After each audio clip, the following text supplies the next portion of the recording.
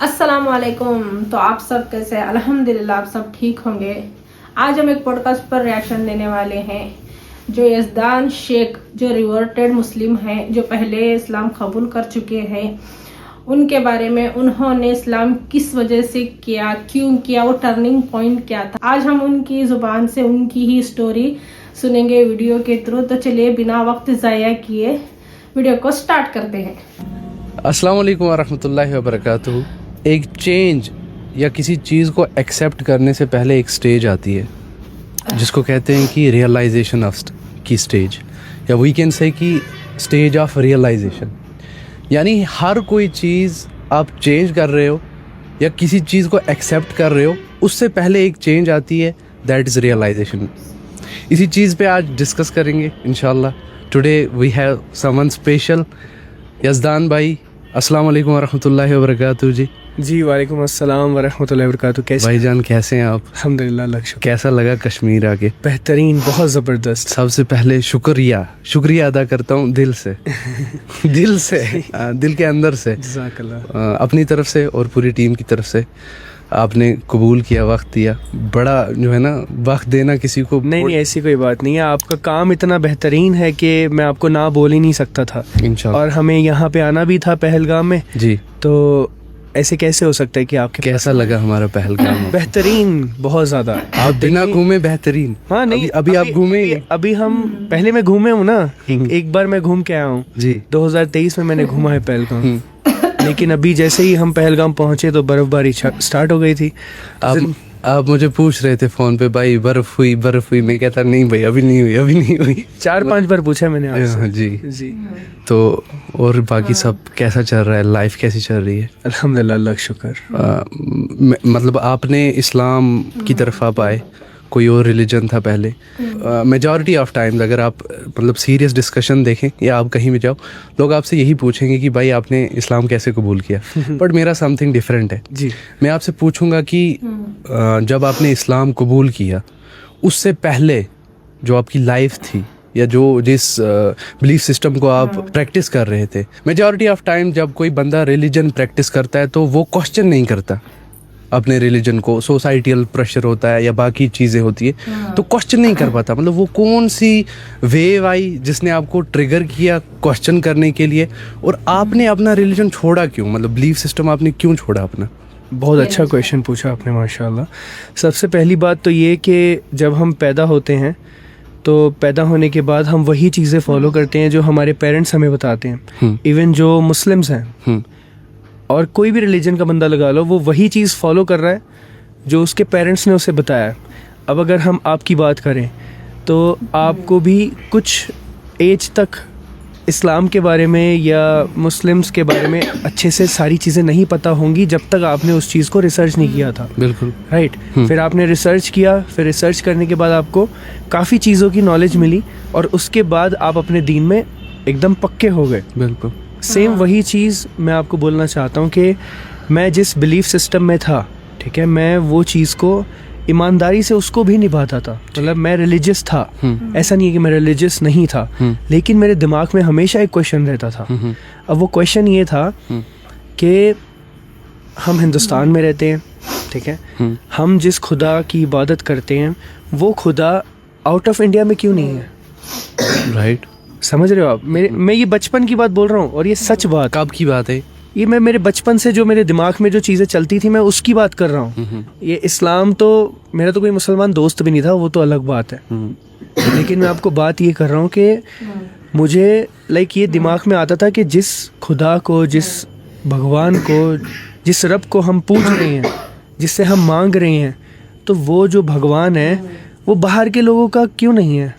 बाहर के लोग अलग भगवान को क्यों मानते हैं? ये मेरे दिमाग में एक थॉट प्रोसेस आता था। ठीक। कि ऐसा क्यों? हालांकि वो भी इंसान है, ठीक, शक्लें उनकी, शक्ल में उनकी भी आंखें हैं, नाक है, सब है, तो फिर उनका भगवान अलग क्यों है? हालांकि सब बोलते हैं सबका भगवान एक है, सब एक है ना? तो उस चीज़ में मैं बहुत ज़्यादा कंफ्यूज्ड रहता था, हद से ज़्यादा। एंड देन फिर स्लोली जब मैंने रिएक्शंस देना स्टार्ट किया, इस्लाम के बारे में पता चलना। सबसे पहले कौन सा रिलीजन पढ़ा आपने इस्लाम से पहले? Sikhism and Hinduism. सिखिज्म, और इसके बगैर कोई? और क्रिश्चियनिटी वो तो फिर Christianity. इस्लाम के बाद पढ़ा ना, मतलब पता चला उस चीज़ के बारे में। ठीक। तो उससे पहले तो स्टार्ट कैसे किया आपने? स्टार्ट हमारा यूट्यूब से, यूट्यूब से। पैसे बनाने के चक्कर में। अच्छा। हाँ, रिएक्शंस, हम रिएक्शन देते थे म्यूजिक्स, सॉन्ग्स, मूवीज़ पे। तो वहाँ से हमें पता चला वो सारी बहुत सी चीज़ों का पता चला कि लोगों को ये चीज़ बहुत ज़्यादा पसंद आ रही है कि जो एक नॉन मुस्लिम है वो जब मुस्लिम चीज़ों पे रिएक्शन देता है ना, तो मुस्लिम लोग बहुत ज़्यादा देखते हैं उन चीज़ों को, ठीक। मतलब व्यूज़ बहुत ज़्यादा आते हैं। ओह। अगर आप लिखोगे यूट्यूब पे थंबनेल पे कि एक नॉन मुस्लिम रिएक्टिंग ऑन मुस्लिम या तारिक जमील ऑन जितने भी बड़े बड़े, हाँ, मुफ्ती तारिक मसूद और भी जितने बड़े बड़े जो उलमा हैं, या फिर बयान्स हैं, या फिर और भी बहुत सारी चीज़ें, अर्तुगरुल गाजी हो गया। ठीक है, तो फिर मुझे लगा चलो ठीक है, यहाँ पे ज़्यादा व्यूज़ आ रहे हैं तो ये करते हैं, उसमें क्या है। ओह। समझ रहे हो आप? मतलब आपकी हिदायत के जरिया आपकी पैसे कमाने की वो हाँ, लालच चाहत बनी। थी। लालच बनी, है ना? लालच बोलेंगे, चाहत, क्योंकि घर की कंडीशन खराब थी। अच्छा। तो हमें कुछ ना कुछ तो करना था ना। तो आगे लेके चलते ना, आपने यूट्यूब से स्टार्ट किया, तो वो वाला पॉइंट बताओ ना मुझे जहाँ पे आपने ये ठान ली कि ना मुझे अब इस्लाम कबूल करना है। तो यूट्यूब से हमें पहले तो मुझे मुस्लिम्स का पता चला कि मुस्लिम्स होता क्या है। मुझे तो ये पता था पाकिस्तान वाले मुस्लिम्स हैं बस। मुस्लिम पाकिस्तान से आते हैं, जो सच बात है। मतलब हर एक नॉन मुस्लिम में ये बायसनेस है कि मुसलमान से मतलब ज़्यादातर नहीं, बट ज़्यादातर लोगों को ऐसा लगता है। ये मेरी बात बता रहा हूँ मैं, मुझे बाकी का नहीं पता, बट मैंने ज़्यादातर लोगों को देखा ऐसे, क्योंकि सबको ऐसा लगता है कि ज़्यादातर जो मुस्लिम्स हैं उनका ताल्लुक पाकिस्तान से। ठीक है, तो मेरा भी ऐसे ही जहन था। और मस्जिद और दरगाह, मुझे लगता था कि मुसलमानों के जो भगवान होते हैं वो जो कब्र के नीचे हैं वो उनके भगवान हैं। दरगाह मतलब वो उनके भगवान हैं, मुझे ऐसा लगता था। ठीक। मस्जिद का कॉन्सेप्ट मुझे नहीं पता था कि मस्जिद भी होती है जिसमें खाली होता है, जहाँ पे नमाज पढ़ी जाती है, ऐसा कुछ। मेरे दिमाग में ये था कि मुसलमान जो है कब्र के पास जाते हैं, उनसे मांगते हैं, मतलब उनकी पूजा करते हैं और वो सब चीज़ें। बस इतनी मेरी मेंटालिटी थी, यही मुझे पता था मुस्लिम्स के बारे में। और बहुत ख़तरनाक होते हैं, बहुत खूंखार होते हैं, बहुत ज़्यादा जुल्म करते हैं। बस तो फिर पढ़ के पता चला कि सब डिफरेंट है। कोई ऐसा फ्रेंड जिसने मदद की हो, या कोई ऐसा उस्ताद? किसी ने नहीं। मतलब ना मेरा कोई दोस्त था, ना मेरा कोई, क्योंकि मेरे पास टाइम ही नहीं था। अच्छा। मैं 18 आवर्स अ डे वर्क कर रहा था, जिसमें मैं मेरे यूट्यूब के वीडियोस, मेरी जॉब, मेरे दूसरे काम। कलिमा कहाँ पे पढ़ा आपने? घर पे, अपने रूम में, खुद ही शहादत ली। किसी को कुछ नहीं बोला। क्या बोला? अशहदु अल्ला इलाहा इल्लल्लाह व अशहदु अन्ना मुहम्मद रसूलुल्लाह। माशाल्लाह। अच्छा, मुझे बताएं कि ये तो आपने मिसकंसेप्शंस बताए, और क्या मिसकंसेप्शंस हैं एज ए कम्युनिटी, आपकी कम्युनिटी में, जिससे आप पहले ताल्लुक़ रखते थे, या नॉन मुस्लिम्स में क्या मिसकंसेप्शंस हैं? देखें, ये पॉडकास्ट दुनिया देखने वाली है। हाँ। ठीक है, मुस्लिम्स भी देखेंगे, गैर मुस्लिम भी देखेंगे। ठीक है, इस पॉडकास्ट के ज़रिए बहुत तुमको मैं अल्लाह से दुआ करता हूँ कि हिदायत की जो है ना नसीब हो, हिदायत नसीब हो। आज तोड़ देते हैं ना, बहुत सारे मिसकंसेप्शंस हैं हमारे मुल्क में मुसलमानों के बारे में। जैसे आपने कहा कि एक इस्लामोफोबिक वेव डाली जाती है, एजेंडा लाया जाता है फिल्म्स के ज़रिए, मूवीज़ के ज़रिए, ड्रामाज के ज़रिए, और बहुत सारे ऐसे कामों के ज़रिए जिससे मुसलमान को ऐसे पोर्ट्रे किया जाता है कि यही बंदा है जो फितने की जड़ है, यही बंदा है जो दहशतगर्द है, यही बंदा है जो जुल्म करता है। बट आज तोड़ देते हैं ना, मतलब हो सकता है, नॉट श्योर कि मुसलमान दहशतगर्द नहीं हो सकता, नॉट श्योर कि मुसलमान जुल्म कर नहीं सकता। जैसे मुसलमान कर सकता है वैसे गैर मुस्लिम भी कर सकता है। सीधी सी बात है। ये देखिए, मिसकंसेप्शंस जो मुस्लिम्स के बारे में ज़्यादातर होते हैं कि वो यही होते हैं कि ये बहुत गंदे होते हैं। क्यों लगता है उन्हें ये चीज़? क्योंकि उन्हें बचपन से मूवीज़ में यही दिखाया गया है। गंदे इन द सेंस के वो जाली वाली बनियान पहनते हैं, टोपी पहनेंगे, वो जो प्रेयर कैप होती है जो छेद वाली, नहाते नहीं है इधर। उनको क्या पता 5 वक्त ये वुजू करते हैं। जितना ज़्यादा मुस्लिम साफ़ सुथरा रहता है, उससे ज़्यादा कोई और साफ़ सुथरा रहता है नहीं। अत्तहूरु शत्रुल ईमान, पाकी निस्फ ईमान। हाँ, ईमान है। अच्छा, हो गया एक मिसकंसेप्शन। तो ये एक चीज़ है। ठीक है। पहली दूसरी चीज़ कि ये बहुत जुल्म करते हैं, अपने घर वालों पे, अपनी वाइफ पे, अपने सब पे सही से नहीं, वो ये भी एक मिसकंसेप्शन है। मतलब बहुत ज़्यादा बीवियाँ ये भी लोग आता है ना, 4 शादियाँ, लेकिन उनको ये चीज़ अच्छे से पता नहीं है कि ये क्यों है, उसका रीज़न क्या है। ठीक। तो उसके अलावा मैंने आपको बताया कि ज़्यादातर जो मिसकंसेप्शन है वो यही है, उन्हें ये नहीं पता कि इस्लाम आया कहाँ से है। उनको ये दुबई के बारे में उनको पता है कि दुबई में भी लोग मुस्लिम्स हैं, उन्हें ये पता है सऊदी अरेबिया में भी लोग मुस्लिम्स हैं, लेकिन उनके दिमाग पे क्या एक पर्दा लगा हुआ है कि उनको मुस्लिम्स का नाम लिया तो पाकिस्तान ही याद आता है और कुछ याद नहीं आता। This is the main. अब देखो, अब जैसे आप बहुत ज़्यादा न्यूज़ में सुनते होंगे कि अगर कोई मुस्लिम कुछ कर दे तो उसको यही बोला जाता है, भाई चला जा, तो है ना, तुझे अगर प्रॉब्लम हो रही है तो पाकिस्तान चला जा। तो इस तरह से बोला जाता है कुछ जो गलत लोग हैं जो फितना फैलाना चाहते हैं हमारे देश में। तो यही चीज़ है कि लोगों के दिमाग में वो चीज़ या तो वो भर रहे हैं आई थिंक, या फिर उनको बचपन से वो सबने यही देखा है, इस वजह से उनको सही चीज़ पता ही नहीं इस्लाम के बारे में कि मुस्लिम्स क्या है, कुरान क्या है। आपकी क्या मैसेज रहेगी इन लोगों को जो इन चीज़ों में मुब्तला हैं या इस चीज़ की सोच रखते हैं? आपकी क्या मैसेज रहेगी? देखिए, मुझे ऐसा लगता है कि गलती उनकी भी नहीं है, गलती हमारी है, मुस्लिम्स की गलती है। दिस इज़ द रियल, मैं आपको सच बात बता रहा हूँ। उसका रीज़न ये है कि जब मैं नॉन मुस्लिम था, ठीक है, तो मुझे भी तो ये चीज़ का लाइक ऐसे ही था ना, मैं भी तो यही चीज़ें सोचता था, मैं थोड़ी कुछ अच्छा सोचता था। वो तो मैंने कुछ अच्छा देखा, मैंने अर्तुल गाजी देखा तो उसमें देखा कि एग्जैक्टली मुस्लिम होता कैसे है। ठीक। ये भी एक पॉजिटिव रोल में हो सकता है मुस्लिम। मतलब मुसलमान अपना काम पूरी तरह अंजाम नहीं दे रहे, जो दावत का काम था डेफिनेटली, जो मतलब हर एक गैर मुस्लिम को इस्लाम की दावत देना नहीं, दावत देखिए, दावत देना ठीक है, बट द थिंग इज़ के सिर्फ और सिर्फ दावत तो देना इम्पोर्टेंट फ़र्ज़ है, ये फ़र्ज़ है, इम्पोर्टेंट क्या फ़र्ज़ है ये चीज़, लेकिन उसके साथ साथ आप अपने दुनियावी मामलात को किस तरह से लेके चल रहे हैं। मैं आपको एक कश्मीर की मिसाल देता हूँ। ठीक, कश्मीर की मिसाल देता हूँ आपको, यहाँ के लोगों की, सारे 99% मुस्लिम्स हैं।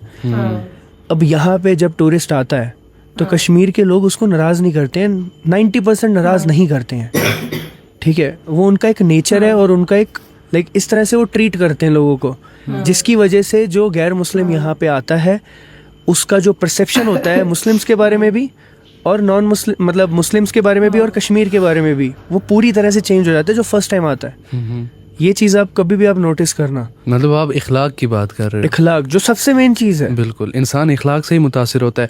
अल्लाह के नबी सल्लल्लाहु अलैहि वसल्लम के इखलाक से मुतासिर हो के जो है ना पूरे लोगों ने इस्लाम लाया और उन्होंने क्या कहा है कि अपनी ज़ुबान से किसी को तकलीफ नहीं देना, बिल्कुल, और खाना खिलाओ।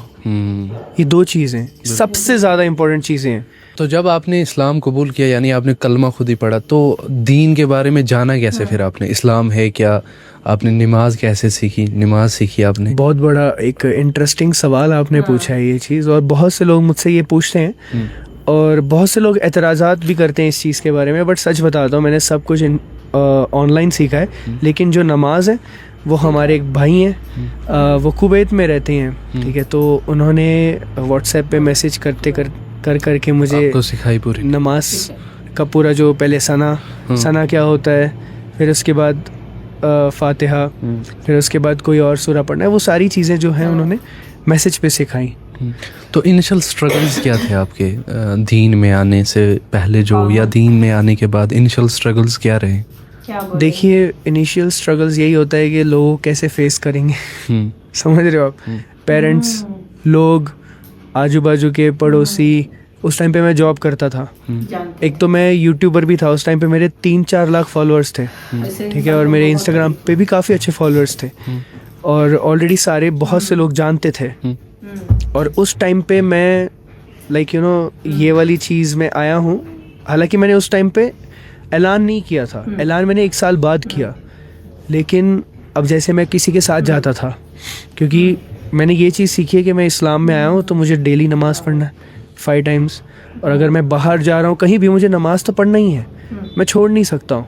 तो मैं छुप छुप के नमाज़ पढ़ता था, दोस्तों से। अगर किसी के साथ हम बाहर जाते थे तो उन्हें बोलता था यार मेरा पेट दुख रहा है, मेरा सर दुख रहा है, मुझे एक घंटा दो, मैं सो के आता हूँ। तो जैसे असर ज़ोहर हो गई तो रूम में गया, पढ़ी, बाहर आया, फिर लग गया। किसी ने पढ़ते पढ़ते देखा कभी? नहीं, लेकिन एक बार ऐसे हुआ था कि दिसंबर में मैं आगरा गया था, तो मेरे एक दोस्त था, उसके साथ रूम शेयरिंग था। तो मेरे दिमाग में हर टाइम, पूरे टाइम ये चल रहा था कि यार अब मैं इसके साथ हूँ, है ना, मैं अब या तो मैं इसको बता देता हूँ, है ना, और या तो मैं समझ नहीं आ रहा था क्या करूँ। तो मैंने डायरेक्टली बोला यार मुझे नमाज़ पढ़नी है। तो बोले नमाज़? हाँ मैं नमाज़ पढ़ता हूँ।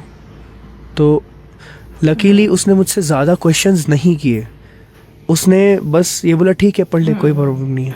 तो मैंने नमाज़ पढ़ी, फिर उसके बाद हमारी थोड़ी बहुत बातचीत हुई इस्लाम के बारे में, इस चीज़ के बारे में कि मुझे इस चीज़ में मैं आया हूँ। वो पहला शख्स था बाहर का जिसको ये पता चला कि मैं मुस्लिम हूँ। ठीक। हालांकि उस टाइम पे भी मुझे खुद को मुस्लिम कहने में बड़ी शर्म आती थी। ठीक, ये सच बता रहा हूँ। फर्स्ट मुझे अच्छा नहीं लगता, मतलब अच्छा इन से अच्छा नहीं बोलेंगे, लेकिन मुझे शर्म अजीब सा लगता है यार मैं मुस्लिम हूँ। हाँ। नहीं, मुझे शर्म आती थी। फर्स्ट टाइम कैसे, मतलब आपने घर वालों को जब बोला तो कौन से रिएक्शंस आए? घर वालों को तो बोला ही नहीं मैंने, एक साल उनके सामने नमाज पढ़ रहा था मैं, सोचो, उन्होंने भी नहीं मुझसे पूछा। अच्छा, मतलब कभी भी ऐसा जुबान से उनको बोलने का वो नहीं हुआ कि मैं मुस्लिम हो गया हूँ। ठीक। हाँ ये बंदा मतलब एक अल्लाह को मान रहा है, नमाज पढ़ रहा है, कोई दारू तो नहीं पी रहा, कोई नशे तो नहीं कर रहा, इबादत कर रहे, कर ले भाई, कोई बात नहीं। ऐसे थे मेरे घर वालों का थिंकिंग जो थी, जहन।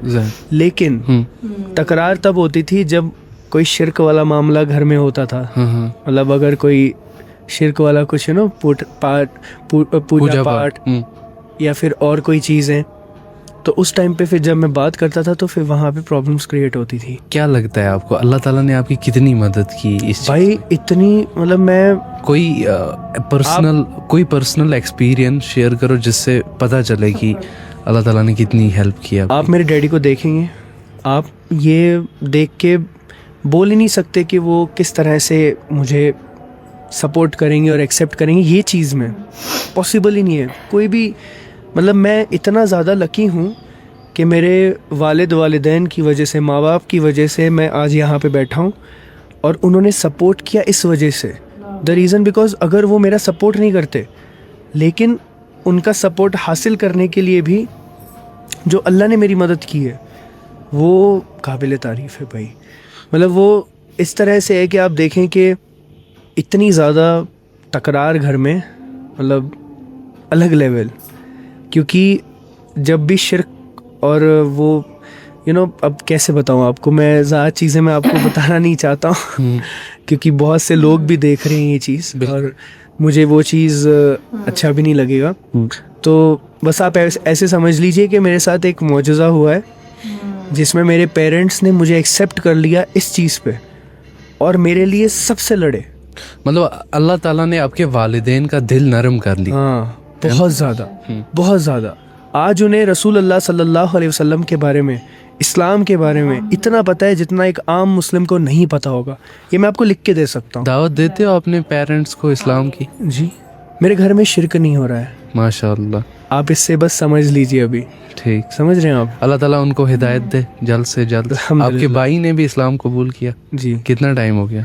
उसने तब किया था जब मैंने ऐलान किया था, लेकिन वो लोगों तक हमने नहीं ओपन किया था, फिर उसके बाद अभी ओपन किया है। अच्छा यज़दान भाई, मुझे आप ये बताएं कि मुसलमानों का क्या रोल है गैर मुस्लिम को दावत देने में, एंड आपको क्या लगता है कि कितनी कोताही करता है एक मुझ जैसा मुसलमान, एक आप जैसा मुसलमान अपने दीन को, अपनी अल्लाह ताला की दावत को लोगों के सामने लाने, प्रेजेंट करने में? मुझे ऐसा लगता है कि एक मुस्लिम को, ठीक है, मैं मुसलमान नहीं बोलता हूँ, मुसलमान जो शब्द है ये हमने बनाया है। जिस तरह से हम इंसान बहुत सी ऐसी चीज़ें बना चुके हैं जो अल्लाह ने हमें नहीं कहा है, तो वैसे ये जो मुसलमान शब्द है ये भी हमने बनाया है। मुसलमान हम हैं, लेकिन हमें मुसलमान नहीं बनना, हमें मुस्लिम बनना है। तो इसलिए मैं हमेशा मुस्लिम का वर्ड यूज़ करता हूँ, बिकॉज अल्लाह ने हमें मुस्लिम पैदा किया है, ऐसा मेरा मानना है। ठीक। इस्लाम को फॉलो करने वाले को मुसलमान बोलते हैं। हाँ, जो मुस्लिम्स हैं, मैंने ये चीज़ नोटिस की है कि देखिए अब वो ज़माना नहीं है कि आप किसी के पास जाएं और उसको डायरेक्टली दावत दें, राइट? वो कोई मानेगा भी नहीं, बट मुझे ऐसा लगता है कि हमें एटलीस्ट सामने वाले को ये समझाना चाहिए या इस तरह से उसके सामने बताना चाहिए कि एग्जैक्टली इस्लाम है क्या, या मुस्लिम्स होते कौन है, मुस्लिम वर्ड का मतलब क्या है, इस्लाम का मतलब क्या है, और इस्लाम में एग्जैक्टली कॉन्सेप्ट ऑफ गॉड जो है वो है क्या एग्जैक्टली। ये एटलीस्ट हमें इसके बारे में थोड़ा सा खुद अपने अतराफ में लोगों को बताना चाहिए, ये बहुत ज़रूरी है। इतना भी कर लिया ना अगर सब ने, I think everything will be sorted. Who is your favourite scholar? देखिए मैं बहुत ज़्यादा उन्हें सुनता हूँ जिनके बारे में काफ़ी ज़्यादा इख्तिलाफात होते हैं, तो बोल दो नाम। कंट्रोवर्सी हो जाएगी। देखिए मैं आपको एक चीज़ बताता हूँ, मैंने हर एक उस टाइम पे मुझे फ़िरक़ों का नहीं पता था, मुझे नहीं पता था ये कौन सा फ़िरक़ा है, ये कौन सा है, वो हनफी क्या होता है, शिया क्या होता है, सुन्नी क्या, मुझे थोड़ी पता था। मेरे को तो पता था कुरान है भाई। लेकिन आपने जब इस्लाम में आए तो उल्टे फंस गए, इसमें फ़िरक़े हैं। भाई इस्लाम जब कबूल किया था, वल्लाह मुझे नहीं पता था कोई फ़िरक़ा होता है। ठीक। मुझे क्योंकि मेरा कोई इंटरेक्शन नहीं था किसी दोस्त से। अब किसी दोस्त से इंटरेक्शन होता तो पता चलता है कि यार अच्छा ये बंदा सुन्नी है या शिया है या कोई भी XYZ फ़िरक़े का है, तो फिर अल्लाह का शुक्र है कि फिर मैं सोचता भाई, पता है क्यों? क्योंकि मुझे फिर इस्लाम के बारे में नॉलेज हासिल नहीं होती उसकी वजह से। सही। क्योंकि मैं फिर सोचता यार मैं इधर भी फ़िरक़ों में था, इधर भी हम वही चीज़ कर रहे थे और यहाँ पे भी वही चीज़, हालांकि इस्लाम में तो ऐसा कुछ है नहीं। बिल्कुल। क्या लगता है आपको फ़िरक़ों ने कितनी जो है ना तबाही मचाई है? बहुत ज़्यादा। मुझे ऐसा, ऐसे आपने बोला नहीं आपका फेवरेट स्कॉलर कौन सा? मैं बताता हूँ। देखिए मैं हर किसी को सुनता हूँ, ठीक है, जिसकी अच्छी बात है वो ले लेता हूँ और उसने अगर कोई गलत बात करी है वो छोड़ देता हूँ। बिल्कुल। मैं ये चीज़ करता हूँ, बट मैंने बहुत ज़्यादा मोहम्मद अली मिर्ज़ा को सुना है। ठीक। मैंने यूथ क्लब को बहुत ज़्यादा सुना है। यूथ क्लब को बिल्कुल। मोहम्मद अली साहब, फिर अपने तोहा इब्न जलील साहब, ठीक है, फिर उसके बाद ज़ियाउल हक साहब, ओहो, मुफ्ती तारिक जमील साहब को पहले सुनता था, उनकी जो प्यारी प्यारी मीठी मीठी बातें हैं माशाल्लाह। और तारिक मसूद साहब को, अरे वैसे शादी आपने उन्हीं के लेक्चर सुन के की है? नहीं, शादी तो करनी थी भाई। शादी तो अगर मैंने 4 शादियां की होती तब आप बोलते क्या उनकी काट देना भाई, ये मसला हो जाएगा घर पे।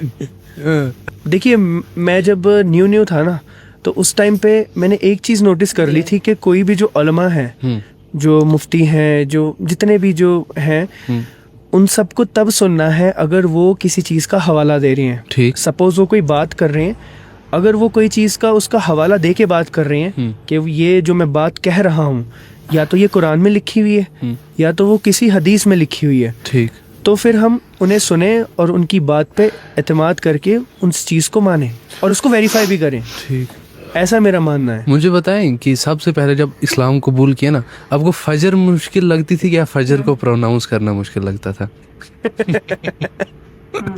सच बताऊं तो जब मैंने इस्लाम कबूल किया तो मुझे सिर्फ इतना पता था कि नमाज पढ़नी है भाई। अच्छा। आप यकीन नहीं मानेंगे, मेरे डैडी मुझे सुबह फजर में उठाते थे। अच्छा। सच बता रहा हूँ वल्लाह, मतलब आप ऐसे समझ लीजिए 1 साल तक मेरे डैड ने मुझे फजर में उठाया है, सुबह फजर पढ़ने के लिए, मुझे, मेरे छोटे भाई को, और फिर हम फजर पढ़ते थे और फिर सोते थे। तो वही पूछ रहा हूँ मैं, अरबी का कौन सा वर्ड प्रोनाउंस करने में प्रॉब्लम होती थी? सल्लल्लाहु अलैहि वसल्लम। ये मैंने पहले तो जब मैं रिएक्शन देता था ना, तो रिएक्शन देते टाइम तो मैं मोहम्मद बोलता था, Muhammad peace be upon him, या मैं नाम ऐसे लेता था क्योंकि मुझे नहीं पता था उस टाइम पे। तो सब बोलते थे ऐसे मत बोलो, अच्छी बात नहीं है, कमेंट से आते थे बहुत ज़्यादा। तो फिर उसके बाद बोलते थे सल्लल्लाहु, लिख के भेजते थे लोग कमेंट सेक्शन में। तो फिर मैंने प्रोनाउंसिएशन यूट्यूब से सीखी, फिर एक दिन पूरा उसको प्रैक्टिस किया, सल्लल्लाहु अलैहि वसल्लम। तो फिर उसको करते करते मैंने फर्स्ट टाइम जब सीखा था ना, वो इतना परफेक्ट सीखा था कि उसको फिर अच्छे से बोला मैंने। मुसलमानों की तरफ से हेट मिला कभी इस्लाम कबूल करके? नहीं, क्यों मिलेगा? ऐसा नहीं कहा किसी ने आपको कि व्यूज के लिए कर रहा है? हाँ, कुछ मतलब अगर 1 लाख लोग हैं ना, उसमें से 0.0001%, सच बता रहा हूँ, मतलब तो ऐसे मुसलमानों को क्या मैसेज दोगे? उनको क्या मैसेज देना है? उनको कुछ भी मैसेज दे नहीं सकते हैं, बिकॉज द रीज़न इज़ कि उन्होंने इस्लाम को अभी पढ़ा ही नहीं है, जाना ही नहीं है। क्योंकि रसूल अल्लाह सल्लल्लाहु अलैहि वसल्लम और उनके जो सहाबा थे जंग में थे एक, और एक जो सहाबी हैं वो एक बंदे को उन्होंने कत्ल कर दिया, लेकिन कत्ल करने से पहले उसने कलमा पढ़ दिया था। ठीक। और उसने वो सहाबी ने कत्ल कर दिया और वो रसूलुल्लाह सल्लल्लाहु अलैहि वसल्लम के पास आए और उन्होंने बोला कि भाई कि मैंने इनको कत्ल कर दिया, लेकिन इन्होंने कलमा पढ़ लिया था। सही। तो रसूलुल्लाह सल्लल्लाहु अलैहि वसल्लम ने उन्हें कहा, तू क्या करेगा क़यामत के दिन, तू क्या करेगा जब अल्लाह तुझे पूछेगा कि क्या तूने उसका दिल चाक करके देख लिया था? बिल्कुल सही है। तो मेरे दिल में क्या है वो तो मेरा और मेरा अल्लाह जानता है। बिल्कुल। अब एक चीज़ और होती है, आपने थोड़ी देर पहले वो कॉन्स्पिरेसी का पूछा ना कि इस्लाम के बारे में कि नॉन मुस्लिम को क्या वो मिसकंसेप्शंस होते हैं इस्लाम के बारे में। मेरे अभी ध्यान में एक जहन में एक चीज़ आई कि उन्हें ये भी होता है, कोई रस्म होती है इस्लाम कबूल करने की ना, रस्म समझते हो? मतलब रिवाज, कल्चर, एक तरीका होता है इस्लाम कबूल करने का कि कुछ करा जाता है, इनका कुछ करा जाता है, कुछ ना कुछ। इसके अलावा और भी बहुत सारी चीज़ें, ठीक है, और भी बहुत सारी चीज़ें, ठीक है, पता नहीं मंतर फूका जाता है इन पे, या कुछ इनको कहीं लेके जाया जाता है, इनको काले सूर में लगाए जाते हैं, इनको पता नहीं क्या किया जाता है। नहीं भाई, इस्लाम कबूल करने का नाम सिर्फ इतना है कि आप अपने दिल से मान लो कि एक रब है। हाँ। इस पूरी कायनात को चलाने वाला सिर्फ एक रब है। हाँ। सिर्फ एक है। उसको मुसलमान जो है वो अल्लाह कहते हैं, जो नॉन मुस्लिम है उसको द गॉड कहते हैं। पर हम समझते हैं कि वो द अल्टीमेट गॉड है, जो हर चीज़ को थामे रखा है और हर चीज़ उसी से है। बिल्कुल। तो उसके बाद जितने भी पैगंबर हैं उन सब पे हम ईमान लाते हैं, और आखिरी जो पैगंबर हैं हमारे वो नबी करीम सल्लल्लाहु अलैहि वसल्लम है। इस चीज़ पे हम ईमान लाते हैं, मतलब इस चीज़ को मानते हैं, और उसके साथ साथ हम आखिरत पे ईमान लाते हैं। तो दिस इज़, अगर आपने अपनी ज़ुबान से ये बोल दिया, then you are a Muslim, that's it. Life कितनी इम्प्रूव हुई इस्लाम के बाद आपकी? बहुत ज़्यादा। आप ऐसे समझ लीजिए, मैं ट्यूसडे को नेल्स कट नहीं करता था, मैं ट्यूसडे को ऑयल नहीं लगाता था।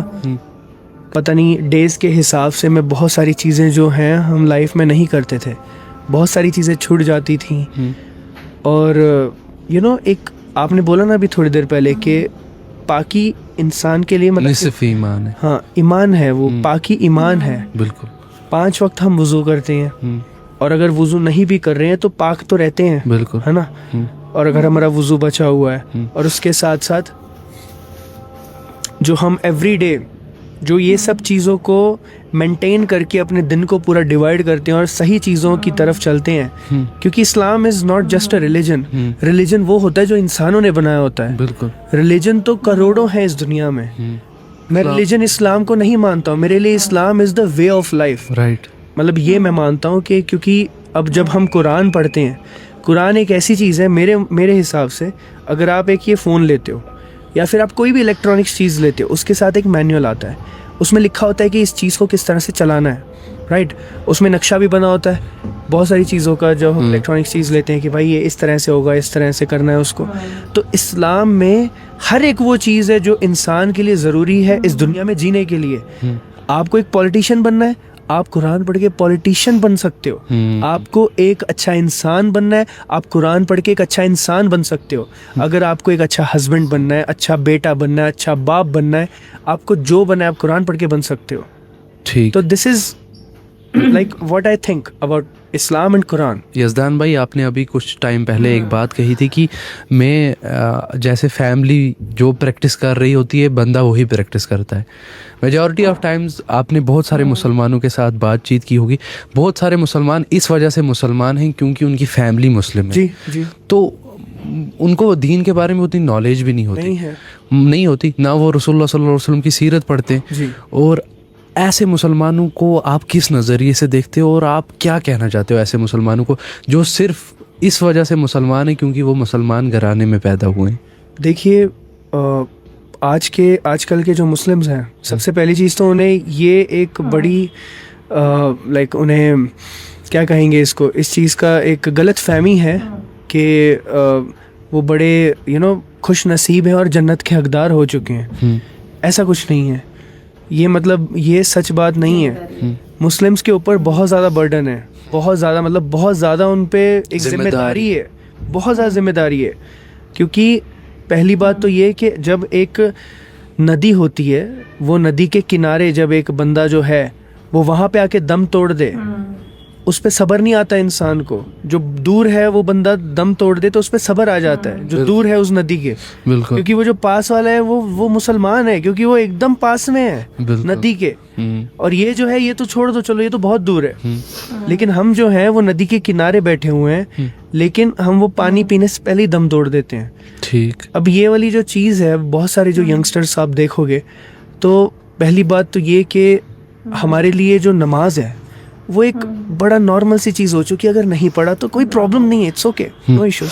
नहीं पढ़ी हमने, इट्स ओके, फिर क्या, कोई बड़ी बात है ये चीज़, ये है माइंडसेट भाई। बिल्कुल बिल्कुल है। मैंने ये माइंडसेट हर जगह देखा है, हर जगह पे। मतलब मैं आई थिंक मैं 9 कंट्रीज में घुमाऊंगा, सऊदी अरेबिया यूएई को छोड़ के, वहाँ के लोगों को छोड़ के, मैंने हर जगह पे यही माइंडसेट देखा। नो प्रॉब्लम, नमाज नहीं पढ़ी तो क्या हो गया भैया। आपको किस तरह फील होता है ऐसी मुसलमानों की हालत देख के? देखिए, फील तो मुझे सच बताऊं तो मतलब मैं तो यही दुआ, हम तो दुआ कर सकते हैं भाई कि भाई अल्लाह सबको हिदायत दे। क्योंकि हम चाहते हैं कि हमारे जो भाई हैं, क्योंकि हर एक मुस्लिम हमारा भाई है।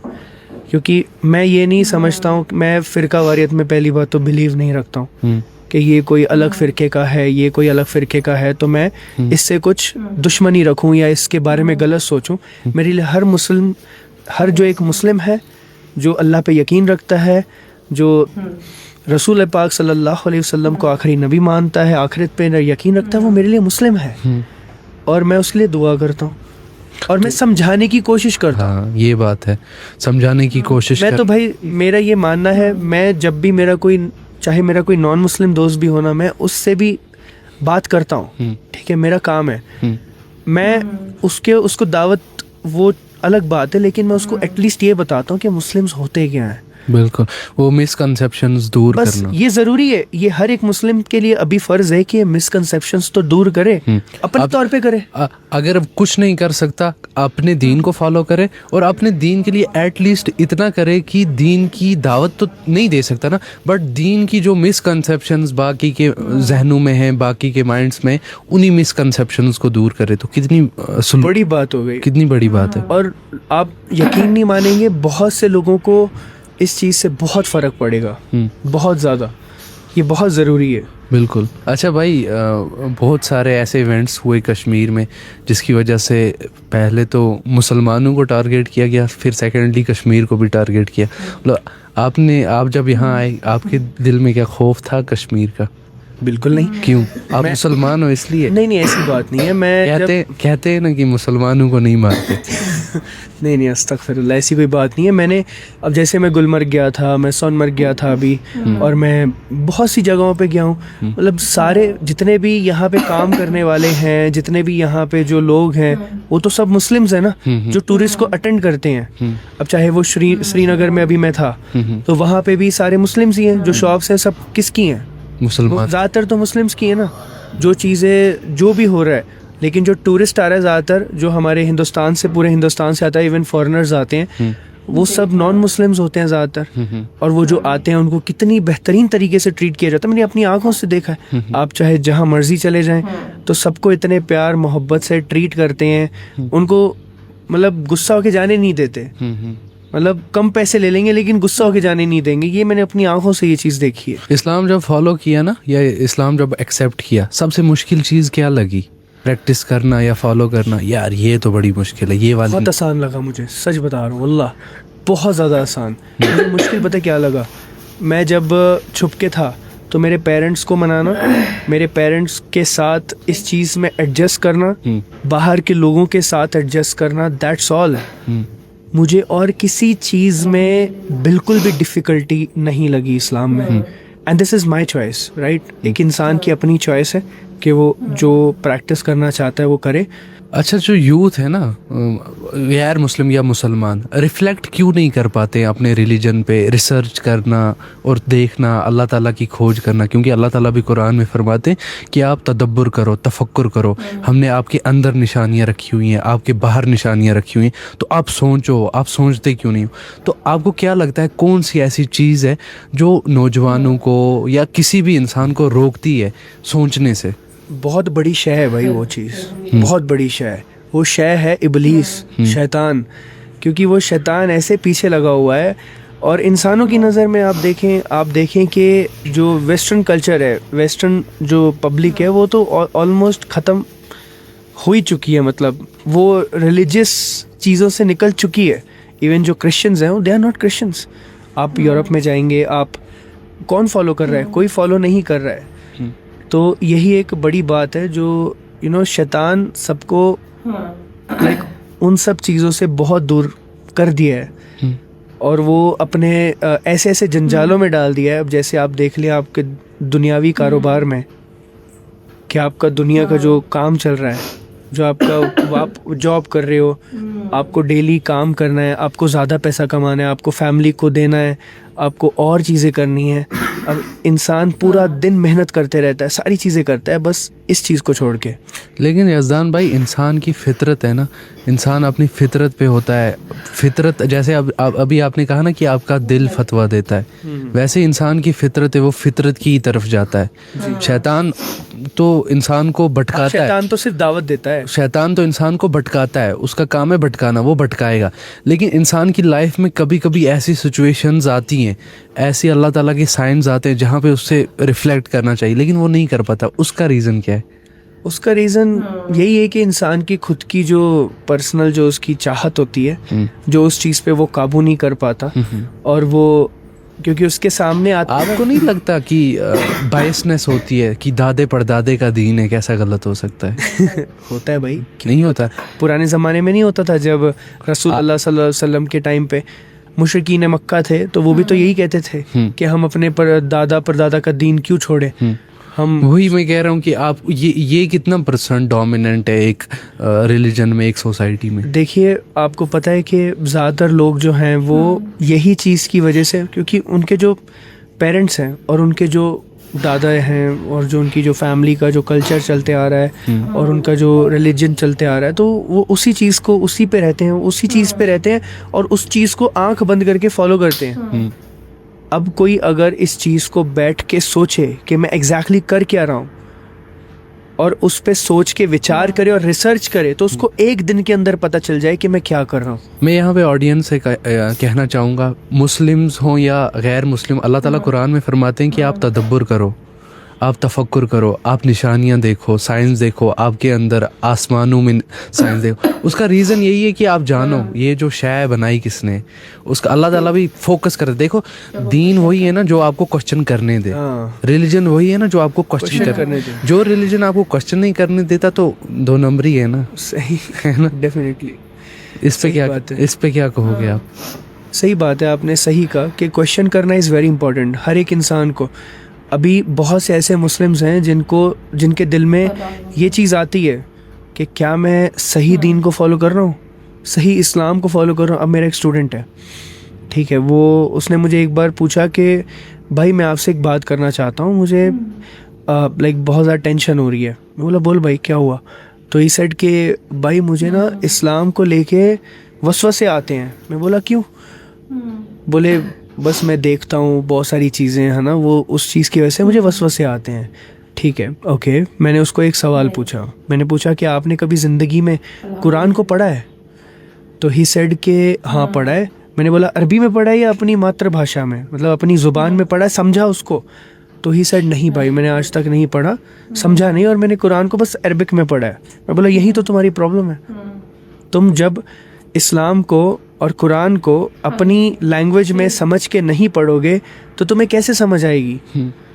जब हम बचपन में बड़े होते हैं तो हमारे माँ बाप जो हमें लैंग्वेज सिखाते हैं, अब मैं पंजाबी था, मैंने पंजाब में बड़ा हुआ हूँ, तो मेरे माँ बाप ने मुझे पंजाबी सिखाई है, तो मुझे पंजाबी बहुत अच्छे से आती है। अब मुझे पंजाबी में आप कुछ भी बताओगे मुझे बहुत अच्छे से समझ आएगा, लेकिन वही अगर आप मुझे फ़ारसी में बताओगे मुझे नहीं आएगा। आप क्या बोलोगे, मुझे क्या समझ आएगा? वही चीज़ है। तो आपको अगर अल्लाह की जो किताब है वो हर लैंग्वेज में अवेलेबल है, अगर उसको आप समझ के नहीं पढ़ोगे तो आपने ज़िंदगी में उखाड़ क्या लिया? फिर क्या किया आपने ज़िंदगी में? कुछ भी नहीं किया। आप इंजीनियर बन गए, आप डॉक्टर बन गए, आप पता नहीं क्या क्या बन गए, आपने इतनी मोटी मोटी बुक्स पढ़ ली, सब कर लिया, लेकिन ज़िंदगी की जो सबसे इम्पोर्टेंट चीज़ थी उसको आपने बिना समझ के पढ़ लिया। कितनी मतलब कितनी आप सोच सकते हैं ये चीज़? मतलब ये मैसेज हर किसी के लिए रहेगी, मुसलमान के लिए भी और गैर मुस्लिम के लिए भी, कि वो कुरान को एक बार समझ के पढ़ें, है ना? आप देखो, मैं जब वीडियो बनाता हूँ, मैंने बहुत बार ये वीडियो बनाई है कि कुरान को पढ़ो। आपने अगर मेरी वीडियो देखी होगी, मैं बहुत ज़्यादा कुरान पे फोकस करता हूँ, और उसके साथ साथ नमाज पे, और शिर्क मेरा एक फेवरेट टॉपिक है। इन सब चीज़ों पे मुझे बहुत ज़्यादा बोलना मुझे बहुत अच्छा लगता है। तो आप देखिए, जब मैं कुरान की बात करता हूँ तो लोग के कमेंट आते हैं कि अगर ऐसे कुरान पढ़ोगे तो गुमराह हो जाओगे। भाई मतलब आप देखें, जो साइंटिस्ट है, बाहर के मुल्क के जो लोग हैं, वो इंग्लिश में कुरान पढ़ते ईमान ले आते हैं, तो वो कहाँ से गुमराह हो रहे हैं भाई? वो कौन है फिर? वो क्यों नहीं गुमराह हो रहे? हम गुमराह हो जाएंगे क्योंकि हम उर्दू जानते हैं, हिंदी वाले हैं हम, वो इंग्लिश वाले हैं, वो ज़्यादा अच्छे से समझते हैं, तो इसलिए वो गुमराह नहीं होते। ये क्या लॉजिक है? क्या लॉजिक है? बोलिए ना, क्या लॉजिक है ये? मतलब बहुत ज़्यादा मुझे इस चीज़ इलॉजिक है सही में, कि एक मुसलमान किन स्किल्स में पीछे है जहाँ पे उसको ग्रो अप करना है जी, अपग्रेड करना चाहिए। सबसे पहली चीज़ तो कुरान में बहुत पीछे है। अच्छा, मतलब उसने अल्लाह को समझा ही नहीं है, उसने ऐसा समझा कि अल्लाह नानी अम्मा है। अस्तगफिरुल्लाह। मतलब कि आप कुछ भी करो इस दुनिया में, हम मुसलमान हैं तो हमें जन्नत मिलेगी, बख्शे जाओगे आप, या फिर आपको कोई उंगली पकड़ के जन्नत ले जाएगा। नहीं भाई, आपसे ज्यादा सवाल पूछे जाएंगे, राइट? हाँ, आप मुसलमान हो, आपसे ज्यादा सवाल पूछेंगे। अल्लाह ने क्या फरमाया? मतलब कुरान में एक जगह पे आता है ना कि अगर मतलब अल्लाह दूसरी कौम को खड़ा कर देगा आपकी जगह पे, बिल्कुल बिल्कुल, कि अगर आपने ये फॉलो ना किया तो दूसरे लोग खड़े हो जाएंगे। आप देख ले अभी रिवर्टेड भाई, कितने लोग रिवर्टेड हो रहे हैं और वो कितने सही से दीन को आगे लेके जा रहे हैं। एज ए मुस्लिम हम फलस्तीन के बारे में बात नहीं कर पा रहे हैं, ठीक है, और कितने रिवर्टेड हैं जिनसे अल्लाह ताला काम ले रहा है, फलस्तीन के काम ले रहा है। अब यहाँ पे मैं एक चीज़ बोलना चाहता हूँ, ये मेरी पर्सनल थिंकिंग है। फ़लस्तीन में जो हो रहा है बहुत गलत हो रहा है। मैं इस चीज़ पे ऑब्वियसली डेफिनेटली 1000% आप वहाँ पे खाना पहुँचाना चाहते हो। बहुत से लोगों को मैंने देखा है, वो वहाँ पे खाना पहुँचाना चाहते हैं, उनकी मदद करना चाहते हैं, which is a very important, very good thing. What about your Muslims जो आपके देश में है, इर्द गिर्द? What about them? आप मतलब एज ए उम्मा हम फेल है ना, मतलब फलस्तीन ये चीज़ इशू देख के रखो ना। एज ए उम्मा, मुसलमान पूरी उम्मा है, एक पार्ट को दर्द होता है पूरे पार्ट को। अब वो अल्लाह के नबी सल्लल्लाहु अलैहि वसल्लम की हदीस है ना कि एक हिस्से को दर्द होता है, पूरे सारों को दर्द होता है। डेफिनेटली एज ए उम्मा भी हम फेल है ना। मैंने जो स्किल की बात की थी, वो मैंने इसी क्वेश्चन को आगे लेके बात की थी कि कहाँ हम वीक हैं, टेक्निकली कितने वीक हैं। हमने आज तक कोई ऐसी इतना स्ट्रॉन्ग प्लेटफॉर्म नहीं बनाया जो दुनिया हमारा यूज़ करे। हम यूट्यूब का यूज़ करते हैं, कितना अच्छा यूज़ करते हैं। ये पॉडकास्ट अभी यूट्यूब पे आनी है, तो हमने टेक्निकली कुछ तो वही पूछ रहा था, कुछ बड़ा कुछ अचीव नहीं किया है। मतलब ये तो 1000% सच बात है, और दूसरों का ही यूज़ कर रहे हैं। इवन अगर आप जितनी भी मुस्लिम कंट्रीज़ लगा लो इस दुनिया में, किसी ने कुछ भी ऐसी कोई बड़ी जो चीज़ है, हालांकि जो पहले के ज़माने के जो लोग थे उन्होंने साइंस का आविष्कार किया, उन्होंने बहुत से ऐसे जो चीज़ें हैं जो आज हम यूज़ कर रहे हैं, वो सब उनकी बनाई हुई हैं, जो मुस्लिम्स थे। बिल्कुल, मैं वही तो आपको बता रहा हूँ कि इकरा, उससे हम दूर हैं। अब वो उसी में सारी चीज़ें आती हैं ना। सबसे पहले तो हम कुरान से दूर हैं। जब हम कुरान पढ़ेंगे तभी हमें समझ आएगा कि इल्म हासिल करना कितना इम्पोर्टेंट है, अब चाहे वो हर चीज़ का हो। यज़दान भाई, मैं आपको यहाँ पे एक बात बताना चाहूँगा। मुसलमान का काम था लोगों की हेल्प करना, लोगों के प्रॉब्लम्स दूर करना। मुसलमान इसलिए आया था दुनिया में कि लोगों की जितनी भी प्रॉब्लम्स है ना, वो दूर करे। लेकिन हम खुद प्रॉब्लम्स बने हुए हैं, देख लो, हम खुद मैं आपसे एक सवाल पूछना चाहता हूँ। ये आपने काफ़ी अच्छा एक चीज़ बोली यहाँ पे, मुसलमान लोगों की प्रॉब्लम सॉल्व करने वाली जो चीज़ आपने बोली ना, तो मेरा आपसे ये सवाल है, बीइंग अ न्यू मुस्लिम, मैं अभी आपसे सवाल पूछता हूँ कि आप बचपन से मुस्लिम हो, right? What do you think about masjids? मस्जिदें किस चीज़ के लिए हैं? देखो, जो मस्जिद का एक्चुअल कॉन्सेप्ट था ना, अगर हम रसूलुल्लाह सल्लल्लाहु अलैहि वसल्लम की सीरत से देखें, मस्जिद में लोगों के प्रॉब्लम्स सॉल्व होते थे, हर एक फ़र्द का मसला हल होता था। नौजवान मस्जिद में आते थे ताकि वो अपनी सारी जो बातें उधर के हेड को बताएं और वो सॉल्व करें। हर एक पॉलिटिकल मसला मस्जिद में हल होता था। हर एक जो इकोनॉमिक मसला, फाइनेंशियल इशू, सोशल इशू, समाजी, सारा कुछ मस्जिद में हल हो।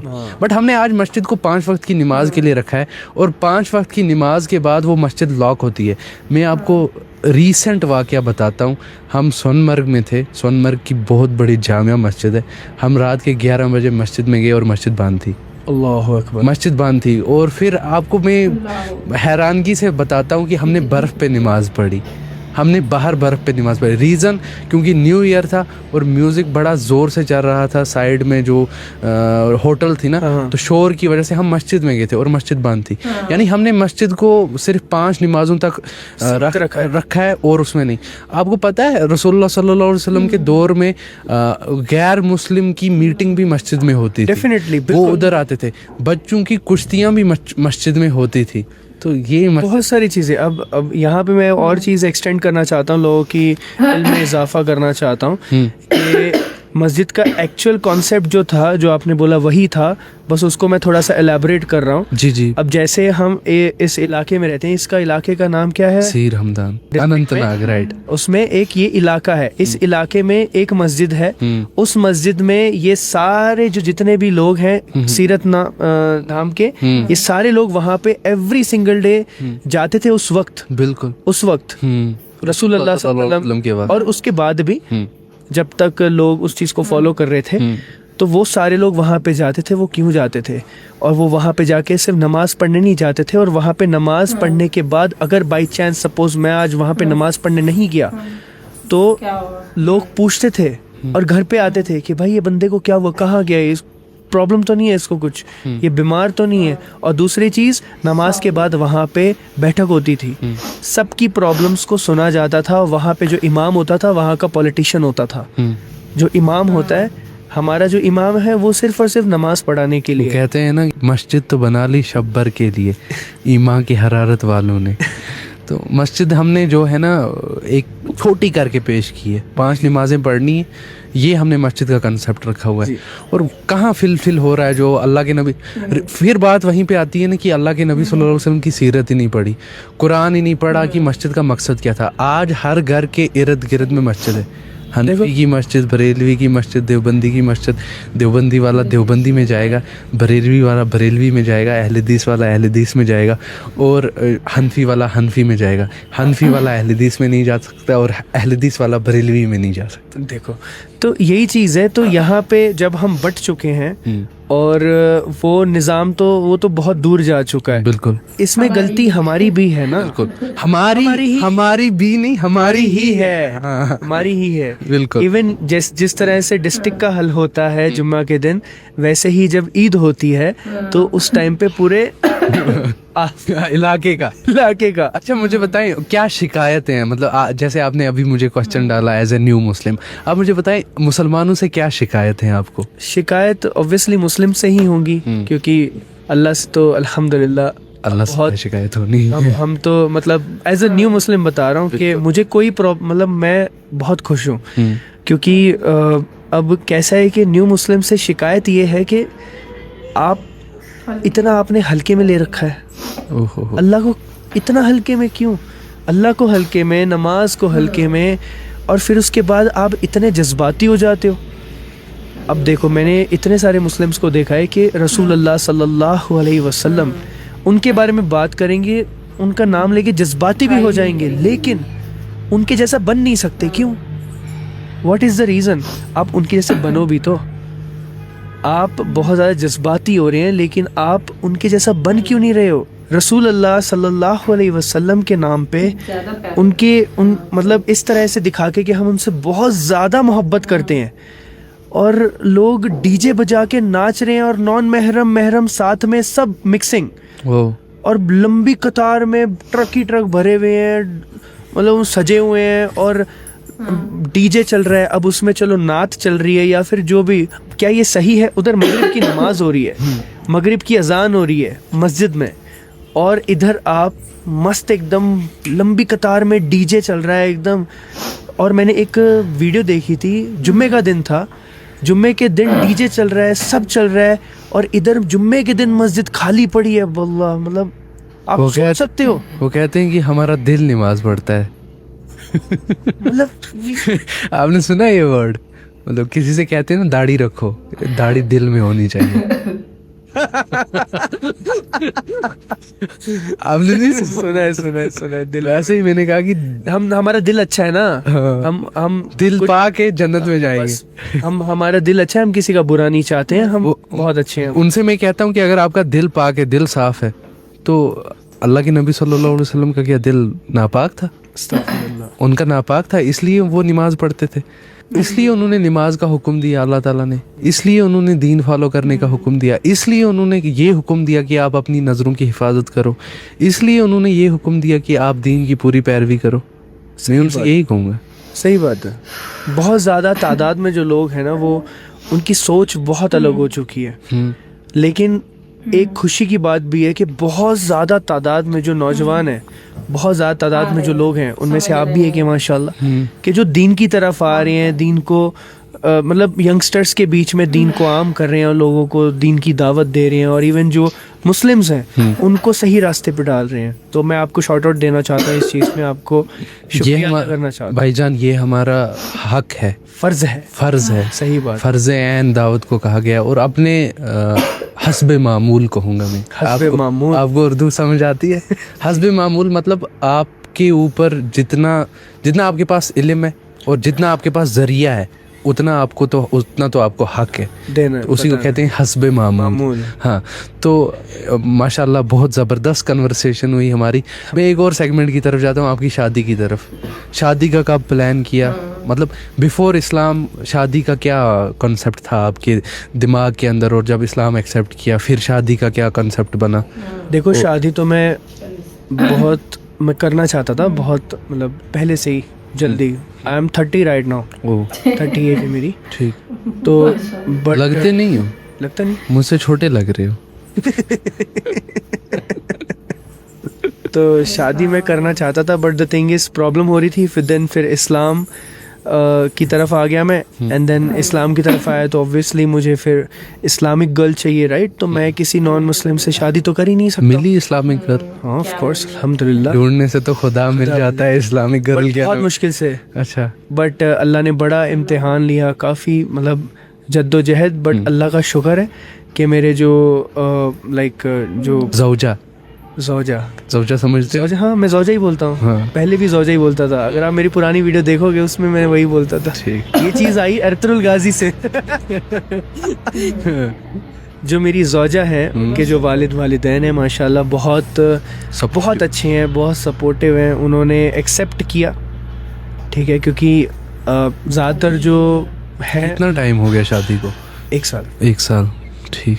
तो अल्हम्दुलिल्लाह उन्होंने समझा इस चीज़ को, तो बहुत, और उन्होंने फैमिली भी, क्योंकि कैसा है कि बहुत मुश्किल है। सही, आपकी बात समझ गया। लोग एक्सेप्ट नहीं करते ना, वो कहते हैं हमारी सोसाइटी एक्सेप्ट नहीं करती। हाँ, हम अपनी बेटी को कैसे भेजें ऐसे घर में जहाँ पे दूसरे रिवर्टेड है वो लोग ऐसा सोचते हैं। भाई मैंने बहुत रिजेक्शन फेस किए हैं, मजाक से अटक के बता रहा हूँ आपको, बहुत रिजेक्शन। मतलब मैं ये भी जानना चाहता था कि शादी से, ये इस्लाम से पहले शादी का क्या कॉन्सेप्ट था आपके माइंड के अंदर, और इस्लाम के बाद शादी का क्या कॉन्सेप्ट बना? शादी के पहले कॉन्सेप्ट ये था कि मैं धूमधाम से शादी करूं, मस्त एकदम। नहीं, धूमधाम तो वो मैं कह रहा हूँ, शादी करके इंसान का कुछ पर्पज़ होता है ना, इंसान का कुछ पर्पज़ है। मुसलमान का पर्पज़ आपको क्लियर है, मुसलमान का हर एक काम उसी पर्पज़ के मुताबिक होता है। हाँ। हम यहाँ पे पॉडकास्ट कर रहे हैं, इसका कोई पर्पज़ है। पर्पज़ ये नहीं कि व्यूज़ ज़्यादा आए, कोई और पर्पज़ है, ठीक है, बिहाइंड द सीन्स और कोई पर्पज़ है। हम शादी करते हैं, उसका भी हमारा वही सेम पर्पज़ होता है, जी। अल्लाह ताला को राज़ी करना। और राज़ी किस तरह होगा वो हम डिस्कस नहीं कर रहे। मैं कह रहा हूँ कि शादी जब इस्लाम आपने कबूल किया, उससे पहले शादी का पर्पज़ क्या था, और इस्लाम के बाद शादी का पर्पज़ क्या बना? देखो, इस्लाम से पहले मेरा जो पर्पस था, क्योंकि मैं इस्लाम से पहले थोड़ा सा, मैं आपको एक इंटरेस्टिंग चीज़ बताता हूँ। इस्लाम से पहले भी जब मैं अभी यूट्यूब पे था, राइट, 2-3 लाख फॉलोअर्स तो थे मेरे, तो काफ़ी अच्छा मेरा चल रहा था, मैं उरूज पे था, मेरी चढ़त हो रही थी और काम अच्छा चल रहा था, सब बढ़िया एकदम। तो मैं यही सोचता था कि मेरी शादी होगी, हम व्लॉग्स बनाएंगे, वीडियोस एंड ऑल, ये वो है ना, सारी चीज़ें एकदम अच्छे से, और मैं एकदम अलग लेवल मॉडल टाइप शादी वादी करूँगा, एकदम सेट होऊंगा। लेकिन फिर उसके बाद जैसे धीरे धीरे मेरी नॉलेज का इजाफा होने लगा, इवन जब मैंने इस्लाम कबूल कर लिया था, ठीक है, करने के बाद 1 साल तक भी जब मैंने ऐलान नहीं किया था, तब भी मेरे दिमाग में ऐसा था कि चलो ठीक है, I will marry to a women जो मुस्लिम होगी, लेकिन हम व्लॉग बनाएंगे इंशाल्लाह, I will show my wife on social media, हम वीडियोस बनाएंगे, हम ये चीज़ मेरे माइंड में थी। लेकिन जैसे जैसे मेरी नॉलेज बढ़ती गई, मुझे ये चीज़ समझ आई कि ये चीज़ नहीं करना है मुझे, चाहे जितना मर्जी इस चीज़ में जो मर्जी है, लेकिन मैं अपनी फैमिली को कभी भी, मेरे जो फैमिली के जो मेंबर्स हैं, विमेन है, जो लेडीज़ हैं, वो कभी भी सोशल मीडिया पे नहीं आनी चाहिए। मुझे ये सही नहीं लगता है, सही, और मुझे भी सही नहीं लगता, और इस्लाम में भी ये चीज़ जायज़ नहीं है, सही नहीं है। तो मेरी वो थिंकिंग चेंज हुई, और उसके बाद इस्लाम में जो पर्पस है शादी के बाद, कि हम एक अच्छी जो नेक औलाद हमारी हो, वो आगे जाके वो भी अच्छे से उस दीन को फॉलो करे, और हम उन तक उस दीन को पहुंचाएं, बीइंग अ पेरेंट, ये भी एक बहुत ज़रूरी चीज़ है। क्योंकि आजकल जो मुस्लिम पेरेंट्स हैं, निज़ाम को कायम करे, वो इस चीज़ में फेल हो रहे हैं, वो अपने बच्चों को ज़्यादातर दुनिया की तालीम दे रहे हैं, क्योंकि हालांकि दीन और दुनिया सेम है जैसे आपने बताया, लेकिन उसमें से उन्होंने दीन को निकाल दिया है, सेकंड प्रायोरिटी निकाला नहीं है, देते हैं वो पता है सेकंड प्रायोरिटी है, वो हुआ तो हुआ, नहीं तो इट्स ओके, नो प्रॉब्लम, उनको बाद में देख लेंगे ना, बच्चा छोटा है, 10 साल का तो है, अरे मेरे बच्चे 20 साल के, तो अभी क्या उनको समझ आएगी, अल्लाह हिदायत देगा उन्हें, इट्स ओके, नो प्रॉब्लम। तो ये उनकी थिंकिंग है, तो ये उन्हें, ये माँ बाप की करनी है, फिर उन्हें वो भुगतना भी पड़ता है बाद में।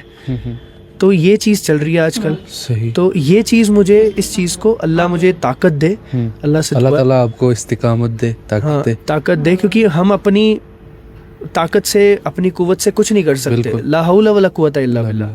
तो ये चीज़ बस है। एट द एंड क्या मैसेज रहेगी जो भी सुनने वाले हैं आप? मैं आप सबसे गुजारिश करूँगा, और ये मेरी रिक्वेस्ट भी है, कि कुछ भी करने से पहले, कुछ भी मतलब अभी आप चाहे लाइफ में कुछ भी कर रहे हैं, कुछ भी करने से पहले एटलीस्ट उस बुक को पढ़ें जो हमारे नबी करीम सल्लल्लाहु अलैहि वसल्लम के सीने मुबारक पे नाजिल हुई और उनसे हम तक पहुंची, और उसको समझ के पढ़ें। मैंने इस्लाम कबूल किया 2 बार, इस कुरान को समझ के पढ़ा 2 बार, ज़बरदस्ती पैसों की लालच में पढ़ा, और मैं हिक ठोक के बोल रहा हूँ यहाँ पे, मैंने जो कुरान थी उसको सुना, जो ट्रांसलेशन, उसके रिएक्शन दिया, उसको ज़बरदस्ती बैठना पड़ता था, क्योंकि वो रिएक्शन देना पड़ता है। आप रिएक्शन देते टाइम उठ नहीं सकते हो वीडियो से, और ना ही आप उसमें कोई डंडी मार सकते हो या कोई धोखा कर सकते हो। आप बैठे हो, 1 घंटे का सूरा बकरा चल रहा है, सुनना है आपको, कुछ आपको अच्छा लगे, बुरा लगे, नींद आए, आपको सुनना है। मैंने सुना, हमने तीनों ने सुना। और 2 कौन थे? भाई बहन। अच्छा, तो हम, तो भाई भी हो गया, आपकी बहन कन्वर्ट हुई? बट ये सब हैं, बट आप मत डालो। हाँ, सब हैं अल्हम्दुलिल्लाह, तीनों भाई बहन। अल्लाह ताला आपको इस्तिकामत दे। आपने कहा कि जिस पे नाजिल हुआ उसको, जिस पे कुरान नाजिल हुआ आप कुरान को पढ़ो। मैं साथ में एक और चीज़ ऐड करूँगा जी। अब जिस पे नाजिल हुआ आप उनकी सीरत भी पढ़ो। कुरान को आपको समझना है तो सीरत को साथ लेके चलना पड़ेगा। आप सीरत ही नहीं जानते तो आपको कहाँ कुरान समझ आएगा। अगर बेहतरीन अंदाज में इस्लाम के बारे में नॉलेज हासिल करना चाहते हो, कुरान को भी पढ़ो और सीरत को भी पढ़ो। क्योंकि मैंने भी ये चीज़ मैं आपको बताना चाहता हूँ कि जब हम रिएक्शन देते थे तो हमने सीरत को भी पढ़ा, सीरत पे भी रिएक्शन दिया, तभी हमें मोहम्मद सल्लल्लाहु अलैहि वसल्लम के बारे में पता चला।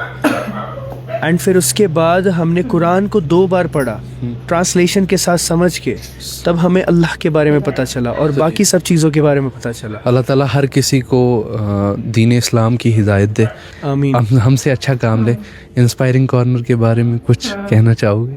बहुत अच्छा आपका मोटिव है। आपने बताया ना कि हर एक चीज़ का मोटिव होता है। बिल्कुल हम यहाँ पे बैठे हैं, हम व्यूज़ के लिए नहीं बैठे हैं।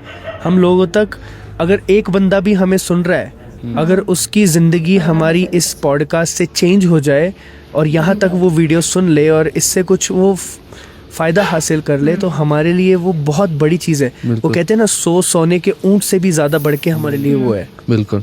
तो वो हमारे लिए इस तरह से है। मैं एक और चीज़ एंड में कहना चाहता हूँ, लाइक इसके साथ साथ लाइक एक जो चीज़ मैंने कुरान के बारे में कहा कि वो तो पढ़ना ही है, और उसके साथ साथ सीरत से सीख के हमें एक अच्छा इंसान बनना बहुत ज़्यादा ज़रूरी है, बीइंग अ मुस्लिम, कि हम अपनी ज़ुबान से किसी को तकलीफ़ ना दें। बिल्कुल। हम अपने अखलाक को बेहतर रखें, हम खाना खिलाएं। मतलब इस्लाम की बहुत सारी चीज़ें बहुत सारे रिलीजन्स ने ली हुई हैं, अगर आप देखेंगे, जो इस्लाम में सिखाई हुई चीज़ें हैं। लेकिन अल्हम्दुलिल्लाह अभी भी बहुत से ऐसे मुस्लिम्स हैं जो इस चीज़ को फॉलो करते हैं, जैसे कश्मीर में माशाल्लाह मैंने देखा है।